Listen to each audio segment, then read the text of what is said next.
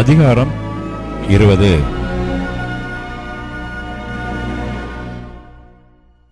திராட்சரசம் பரியாசம் செய்யும், மதுபானம் அமளி பண்ணும். அதனால் மயங்குகிற ஒருவனும் ஞானவான் அல்ல. ராஜாவின் உருக்குதல் சிங்கத்தின் கர்ச்சிப்புக்கு சமானம். அவனை கோபப்படுத்துகிறவன் தன் பிராணனுக்கே துரோகம் செய்கிறான். வழக்குக்கு விலகுவது மனுஷனுக்கு மேன்மை. மூடனானவன் எவனும் அதிலே தலையிட்டுக் கொள்வான். சோம்பேறி குளிர்கிறதென்று உளமாட்டான். அறுப்பிலே பிச்சை கேட்டாலும் அவனுக்கு ஒன்றும் கிடையாது. மனுஷனுடைய இருதயத்திலுள்ள யோசனை ஆழமான தண்ணீர் போல் இருக்கிறது. புத்திமானோ அதை முண்டெடுப்பான்.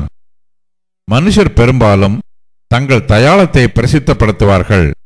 உண்மையான மனுஷனை கண்டுபிடிப்பவன் யார்? நீதிமான் தன் உத்தமத்திலே நடக்கிறான். அவனுக்கு பிறகு அவன் பிள்ளைகளும் பாக்கியவான்களாய் இருப்பார்கள். நியாயாசனத்தில் வீற்றிருக்கும் ராஜா தன் கண்களினால் சகல பொல்லாப்பையும் சிதறப் பண்ணுகிறான். என் இருதயத்தை சுத்தமாக்கினேன், என் பாவமர துப்புரவானேன் என்று சொல்லத்தக்கவன் யார்? வெவ்வேறான நிறைகளும் வெவ்வேறான மரக்காலும் ஆகிய இவ்விரண்டும் கர்த்தருக்கு அருவருப்பானவைகள். பிள்ளையானாலும் அதன் செய்கை சுத்தமோ செம்மையோ என்பது அதன் நடக்கையினால் விளங்கும். கேட்கிற காதும் காண்கிற கண்ணும் ஆகிய இவ்விரண்டையும் கர்த்தர் உண்டாக்கினார். தூக்கத்தை விரும்பாதே, விரும்பினால் தரித்திரனாவாய். கண் விழித்திரு, அப்பொழுது ஆகாரத்தினால் திருப்தியாவாய்.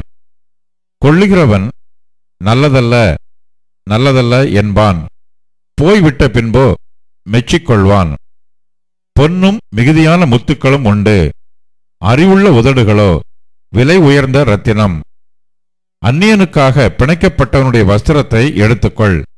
அந்நிய ஸ்திரீயின் நிமித்தம் அவன் கையில் ஈடு வாங்கிக்கொள். வஞ்சனையினால் வந்த போஜனம் மனுஷனுக்கு இன்பமாயிருக்கும், பின்போ அவனுடைய வாய் பருக்கை கற்களால் நிரப்பப்படும்.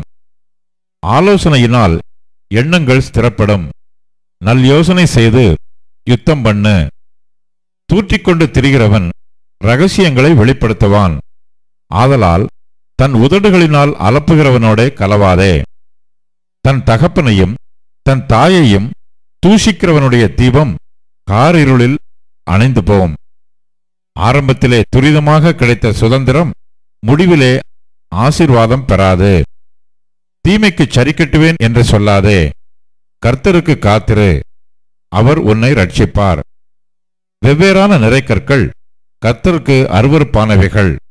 கள்ளத்தராசு நல்லதல்ல. கர்த்தராலே மனுஷருடைய நடைகள் வாய்க்கும். ஆகையால் மனுஷன் தன் வழியை அறிந்து கொள்வதெப்படி? பரிசுத்தமானதை விழுங்குகிறதும் பொருத்தனை செய்த பின்பு யோசிக்கிறதும் மனுஷனுக்கு கண்ணியாயிருக்கும். ஞானமுள்ள ராஜா துன்மார்க்கரை சிதறடித்து அவர்கள் மேல் உருளையை உருட்டுவான். மனுஷனுடைய ஆவி கர்த்தர் தந்த தீபமாயிருக்கிறது, அது உள்ளத்தில் உள்ளவைகளையெல்லாம் ஆராய்ந்து பார்க்கும். தயையும் சத்தியமும் ராஜாவை காக்கும். தயையினாலே தன் சிங்காசனத்தை நிற்க பண்ணுவான். வாலிபரின் அலங்காரம் அவர்கள் பராக்கிரமம், முதிர் வயதானவர்களின் மகிமை அவர்கள் நரை. காயத்தின் தழும்புகளும் உள்ளத்தில் உரைக்கும் அடிகளும் பொல்லாதவனை அழுக்கறத் துடைக்கும்.